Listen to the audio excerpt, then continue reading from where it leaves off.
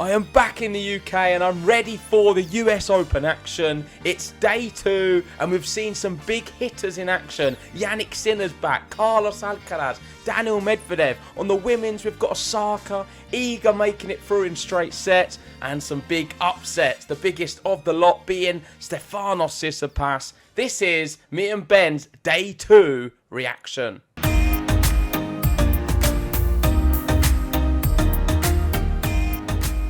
Right, day 2 in the books, and it was Stefanos Tsitsipas, the big casualty on day 2. Unfortunately for him, his woes at Grand Slams continue, and I feel like we're going to have to start putting him in the same box as Holger Rune right now. Where do they go from here? Very disappointing. But on the other hand, we've got big hitters going through. Will they ever amount to being the likes of a Sinner or an Alcaraz? But let's start with JG, who's been in the home of Jannik Sinner for the last few days. How are you doing? Are you happy to be back?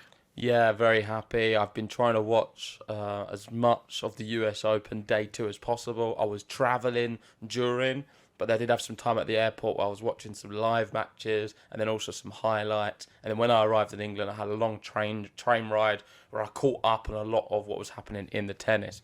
So I think I'm in a good spot to be talking about this, and there's so much to speak about really for day 2. I think probably one of the best places to start is with a record, and the record is that of Dan Evans, who is outside the top 100, wins the last 6 games of the 5th set from love 4 down in a 5th set and beats Karen Khachanov 6-7, 7-6, 7-6, 4-6, 6-4, which is the longest match of the US Open history, 5 hours and 35 minutes. And he's into round 2 with a real record breaker of a match.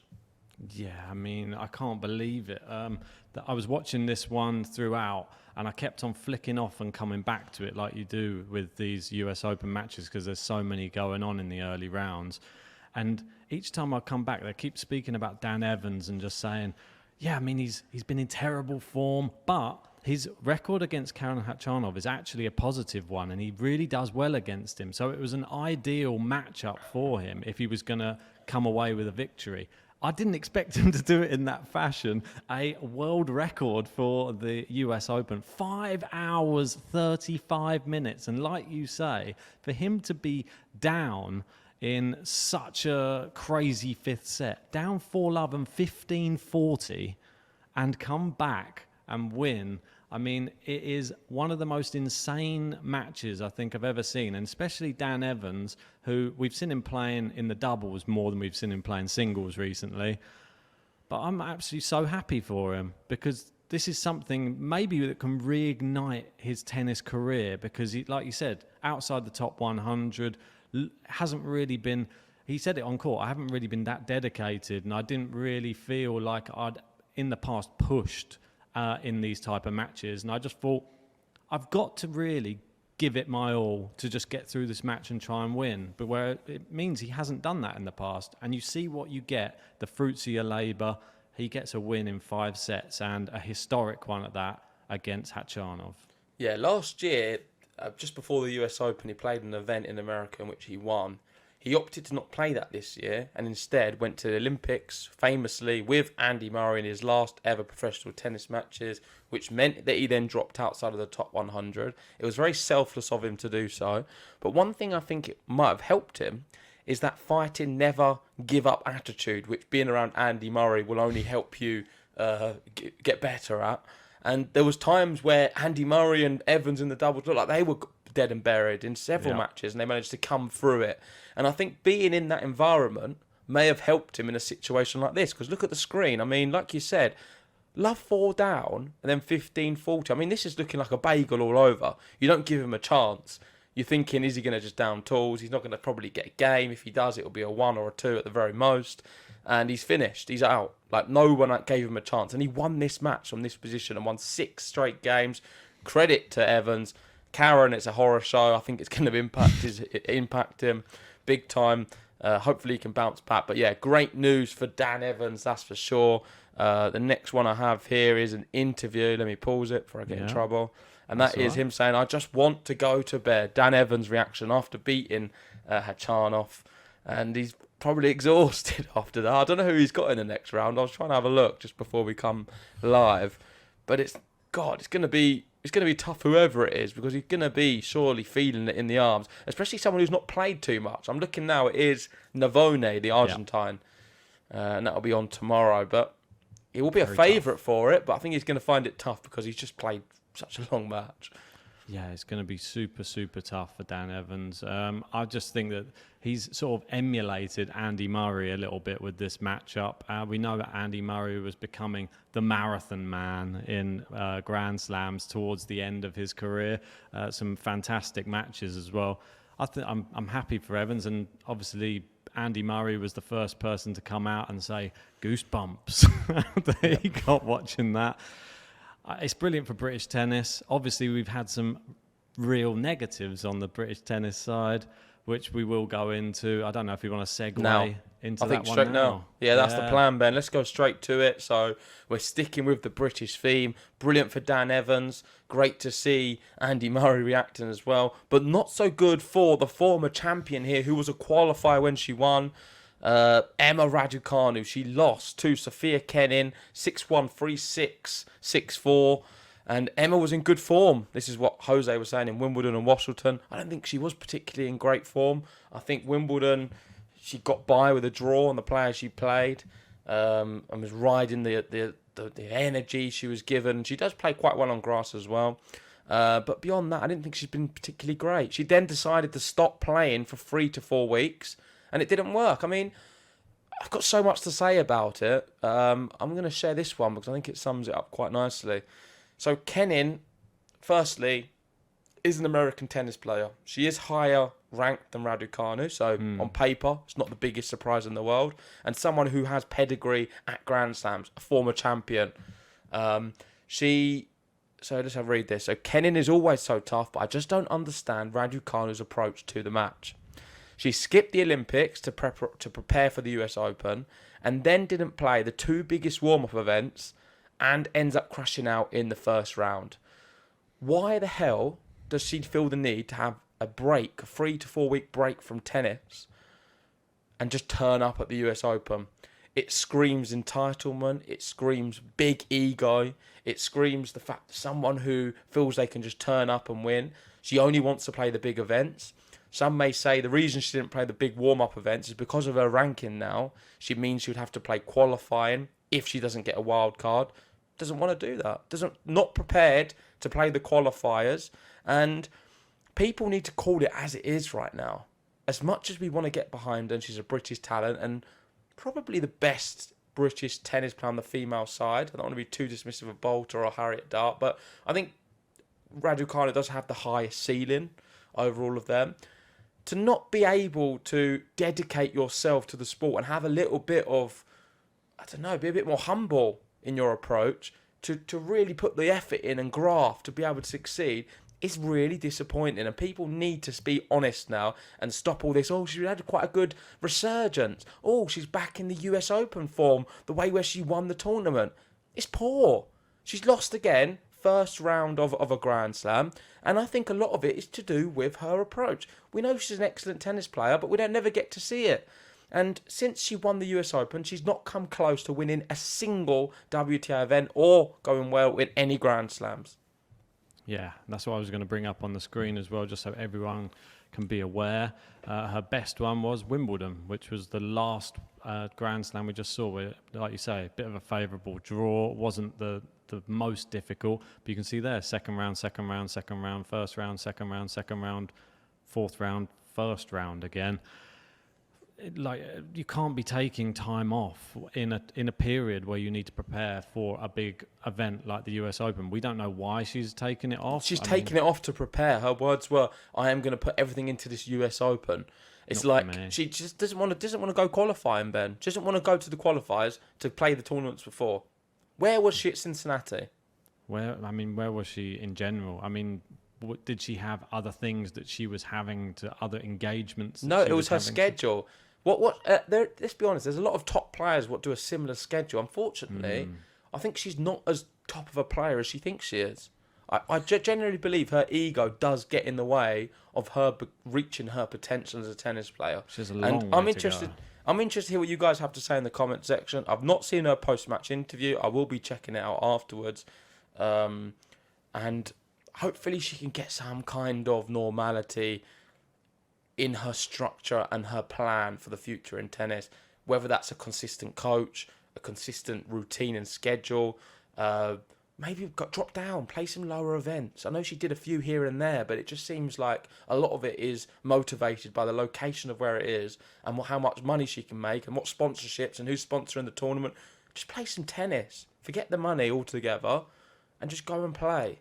Well, there were That's why she didn't play the Billie Jean King Cup. Or she's not really putting enough into the grassroots of tennis, the fundamentals, the basics, what made her good to begin with. She won this US Open playing qualifiers. Now she doesn't play them anymore. Why? Well, let's have a look at, if you go over to like some of the men's, and then you take an example of Andy Murray, for example. He wasn't playing well. He would even drop down to like the likes of a challenger to build himself back up. Stan Wawrinka, he did the same. These players are slam champions, and they drop down to come back up again because they know what it takes to build yourself back onto the tour again. She hasn't ever really established herself on the tour. So I feel that US Open, it was amazing, but it isn't really a reflection of her level as a tennis player. It's a reflection of her ceiling, but it's not a reflection of her consistent level on the tour. We need to see her probably in more 250 events, maybe some challenges. And if she wins a few challenges, wins a few 250s, then go up to some 500s, then maybe some Masters, then maybe you're challenging at the Slams again. I don't see her challenging at Slams until she does well in some smaller events. Yeah, let's speak about the women's tour, like you've been saying, and what's happened at Grand Slam. So I like this one from Juan Ignacio. A great follow if you like the WTA and anything regarding women's tennis. He's got a stat for everything.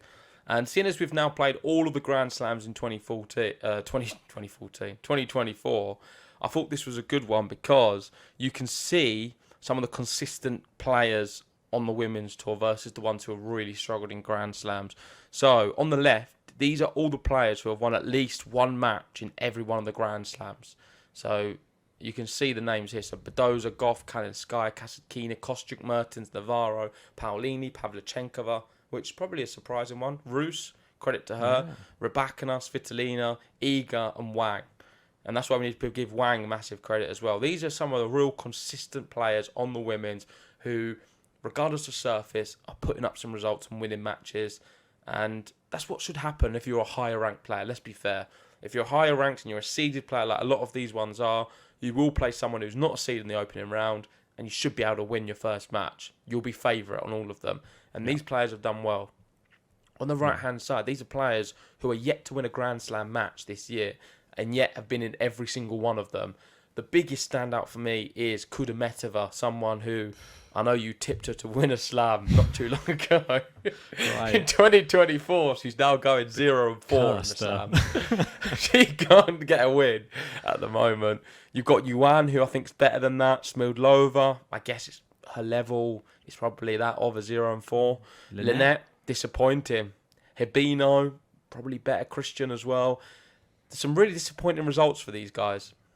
Yeah, I mean, Linette, she made it to a slam semi-final not too long ago, so it's just crazy to think that that's the level that she's now dropped down to. Obviously going out to a 16-year-old wild card in this event as well.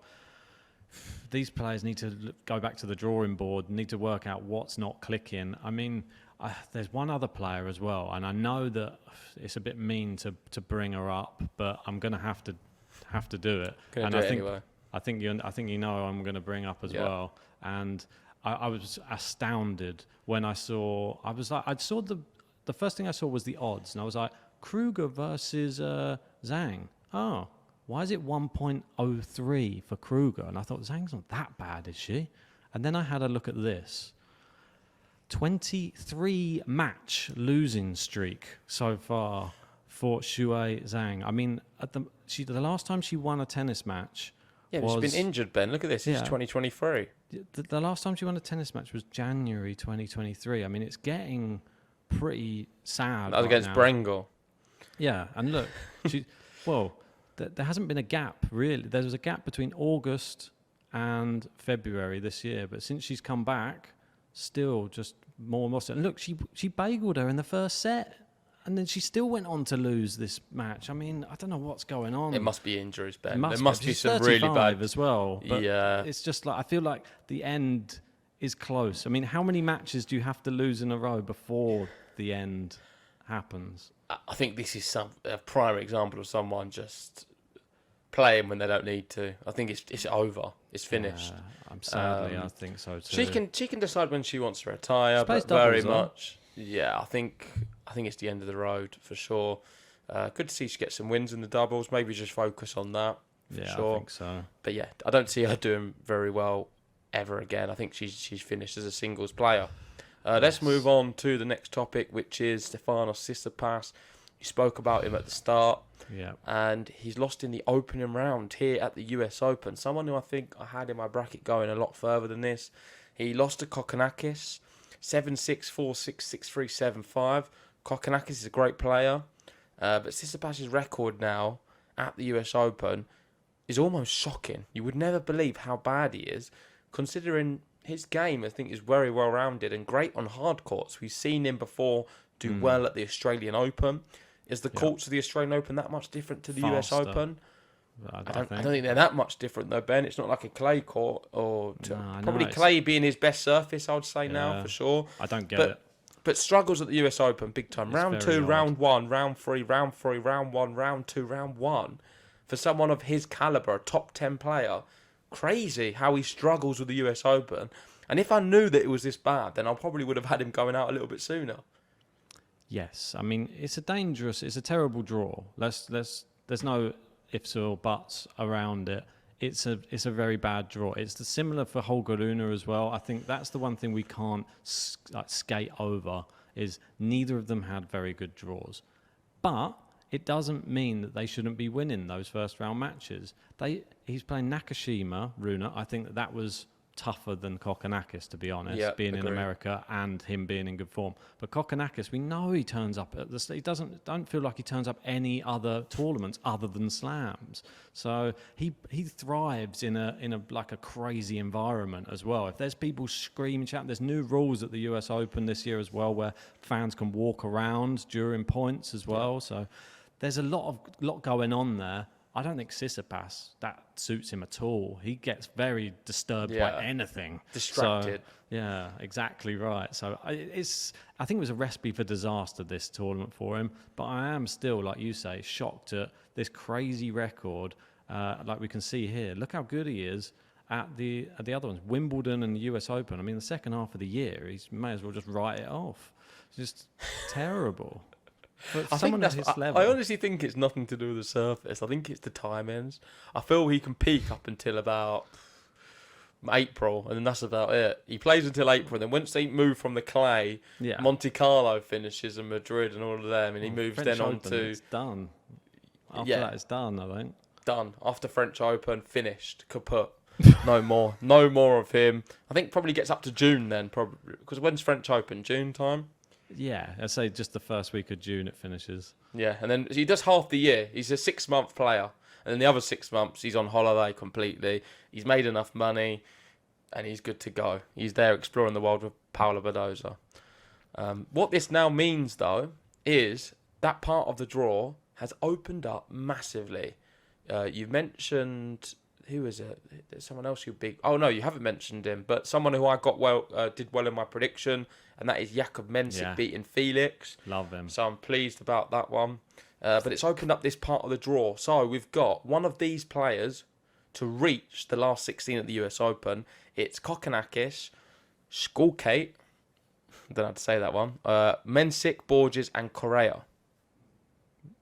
Insane. I mean... They'll be looking at that. Who's your favourite? If you had to pick one straight off the bat. Straight off the bat, Nuno Borges. Straight off the bat for me, vibes. Mensik. Yeah, I think it's sensible, Mensik. But Kokkinakis is the most experienced player there, for sure. And I think the bookies would have him as the favourite out of that section. But I have a feeling about Nuno Borges as a player I really like, and one who, I could easily just likes the think grind. he can do it. Yeah, I mean, he is a very, very good player. I mean, Mensik, though, the way he took out Felix, I mean, you called it. I thought Felix may be riding a little bit more of a high because he'd won a few matches. No, just so up and down. Felix is not a reliable tennis player at all. And that's why I say to you sometimes, Ben, I think hopefully you've got it now. Form and head-to-head for certain tennis players means absolutely nothing. Francis TFO, Felix, and give me another one who's a bit Runa? like it. Maybe Rune a bit more. Yeah, but you could throw him in there, I guess. But there's other ones who are worse. Felix, though, and the other guy I just mentioned, ridiculous. It doesn't mean anything. Fakina, you can put him in there as well. It means nothing. TFO, don't look at their form. They can just turn up and beat Djokovic, and then the next minute lose to Zachary Svajda. Oh, interesting. I was just looking at that name when you said it. That's very bizarre. It's like one of those unagi moments.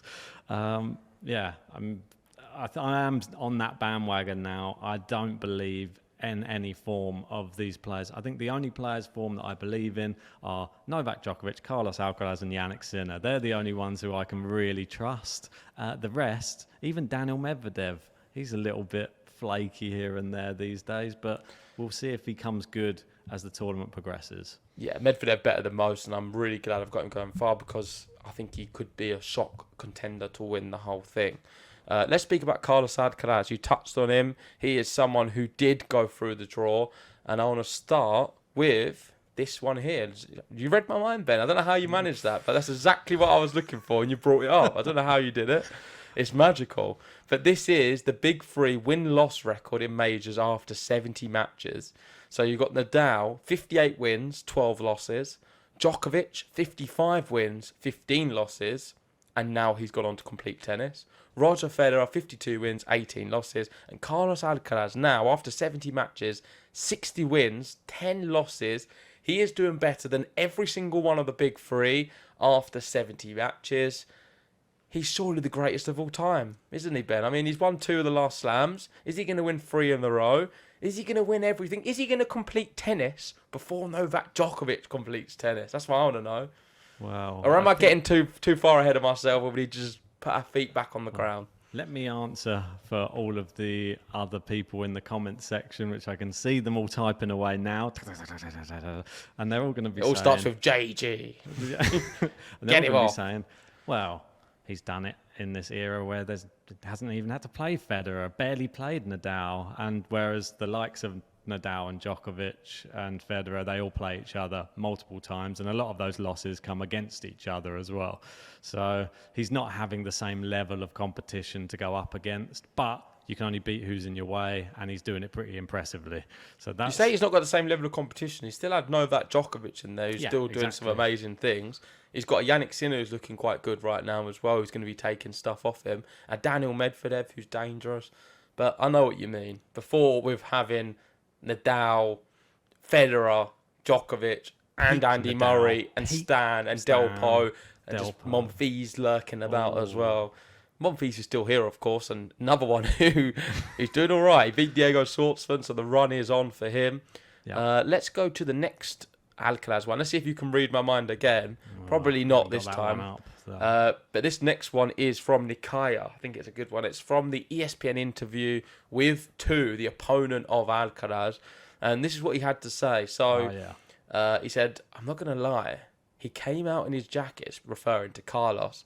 And I was like, okay. And then we got to the coin toss. He took his jacket off. And I was like, dude, this guy's a specimen. And I think this is the effect the Carlos Alcaraz has on people. You see him jumping about on the net. He's got the vest on, which Kyrgios has spoken about. We'll bring that up as well. Yeah, and he is a specimen. Like, it's not just physically, because physically we know he can get from one side to the other in record speed. It's like it's like a Ferrari from one side to the other. He's so fast. He's so agile. He can stretch his body in two. He's got every drop shot, every volley, every possible shot in the book. He has it, and it's a really good one as well. But physically, when you look at him, he's brilliant as well. I mean, he just looks like a bit of a beast at his age, and I think it is intimidating. And Nick Kyrgios asked a really good question regarding this. Let's see if I can find it. Oh, I don't know. I brought another one up now. So, no, bring on the Nick Kyrgios one. So, he wrote a tweet. So, he said, the champ was looking clean tonight. Good fight by Lee too. Showed glimpses. And this is what was said. So, Alcaraz, after winning his first round, Kyrgios asked him the question. Great to see Kyrgios as well doing the on-court interviews. Yeah. He said, I love when you wear sleeveless shirts out on the court here. Did you design this yourself? Because your arms are looking sensational. And Carlos laughed, and then he said, I love playing sleeveless. And Kyrgios said, I know you do. Carlos, in some tournaments, I want to play with sleeveless shirts, probably to put fear into the opponents. And that's exactly how Lee too felt. Like, he was petrified. I think that he gave a great account of himself regardless, but I think that there's another part of the intimidation factor. Like when you see him, like how many pictures have we seen of him floating when they take the one when he's jumping, like, and when he's doing that jumping and he's dancing around. The one thing I think I always notice is he's doing it all with a smile as well, and he's always like a big grin, like I'm gonna win this. I'm so excited to play tennis. I just coming for you. Yeah, he's just like he's like a kid in a playground. He literally just goes out there and he's like, woo, runs around. Like, oh, I love tennis. Like that's what I get from him. The crowd feels that, and when he wins a point, every point is just exceptional. Like, and he just knows it. He's just like, oh my God, I can't believe that. It's almost like he wants to look to the crowd and say, like, when his dad's there, like, Dad, watch me. Look. There's like a kid that's like waiting to jump in the pool. Watch me, Dad. I bet he was like that when he was a kid as well. I don't know. That's the vibe I get from Alcaraz. He's just like a giddy kid on lemonade running around the tennis court who's just amazing at the sport, though. Yeah, I mean, I wouldn't say you have that same fear factor, Ben, when we play. It doesn't really intimidate me when I see you warming up at the net. When you walk up to the net for the coin toss, I'm not really looking at you thinking, God, he's scary. But we do often get some fans when we're watching, and I thought this next one reminded me of you because when we play, there's a few people always watching in, and maybe Ben has the Matteo Berrettini effect. What do you think about this? So this is a good one, and this is Matteo Berrettini, a man in demand, and you can see the video here, and I don't think I can show it all, but you get the glimpse of it just from looking. There's women all over. I've never seen them so interested in a tennis match, and they're all trying to get the best angle of Matteo Berrettini. Yeah. Waiting hopefully for him to take his top off or something, I'm sure. And I just wondered, Ben, I know you can't relate to the Alcaraz one, but can you relate to this one? More likely this one, yeah, for sure. I mean, I have to. Is it always women, or do you have men usually queuing as well? I mean, mostly they're just people waiting to get on the court, waiting for me to take them all that time I take to pack my bag up and leave. That's why they're normally looking at me, probably in disgust. But all I'm waiting for Berrettini here, I think all they're waiting for, people from like an older generation or my generation, they're just waiting for him to get a Diet Coke out of his bag and then nice cold one and go, and then without the top on. No, you need the fan then blowing on the hair so it's going back and then go. And then he takes the top off all slowly. The famous one is just like a building site worker just opening it, and then a bead of sweat just dropping down like that while he's having it in on the sunset as well. That's it. So maybe if he gets a sunset match, we'll get that shot. Yeah, I mean, let's not keep talking about the way he looks. He is a handsome guy, of course, but he did win his match, Ben. Yes. And I'm just trying to find it here because I can't seem to see it at all. It was the day before, I believe. So it was the day before. That's why it was there. No less. But straight sets win. And he's playing tomorrow against who? That would be a very difficult question for me to answer because I didn't look at who is going to play next. I do know because it's Taylor Fritz and it's the big one which decides our bracket. I've got Berrettini winning that one. I'm hoping he brings his 100 fan group of women along with him, and I'm hoping Berrettini can get the win and beat Taylor Fritz because it will help my bracket. That one is, if you're living in the UK, 1 o'clock in the morning tonight. So in 12 hours' time, we can watch that one. Well, what I want to know is Morgan Riddle going to be taking a few pictures of Berrettini as well from the stands? She's going to join the little gaggle of girls over there, go, woo, take a little picture, and then scuttle back to sit with the wolf in the other box. I'm not sure, but seeing as we're talking about appearance, let's speak about Naomi Osaka next, because she, I think they say it nowadays, slayed. Is that right? Is that good? Don't Slay ask me. queen. I mean, terrible thing to ask me. She rocked I think it. she looked. That's what I She would rocked say. it. She, that's definitely a bit old, but I think she did slay it. I mean, brilliant. Look at that outfit, and I think it's quite refreshing that players are wearing cool outfits. I think it brings that wow factor to the sport, makes it interesting, and I want to see more of it. Not just on the women's, on the men's as well. I think you should be able to express yourself freely on a tennis court. I think Wimbledon's far too strict with just the white. I do like it, but there should be that little bit of room to show some character and show who you are and make the whole thing more of a spectacle, because we're watching tennis not just for the tennis, we're watching it for the event itself. And Osaka delivered on the event. She played some fantastic tennis against a really good opponent, Ostapenko. I've got her in my top 10 come the end of the year, so I need some big results from her. And she played extremely well at Wimbledon this year. Lost to Iga, I don't know how she did. I think she deserved to win that match. And then, now, US Open, probably her best tournament. Let's be honest, I don't think she plays any tournament as good as this one. I hope she can win the whole thing. I want to see the prime US Open, Naomi Osaka. I want to see another dress next week. I want a different colour every week. And I want to see her win the whole thing.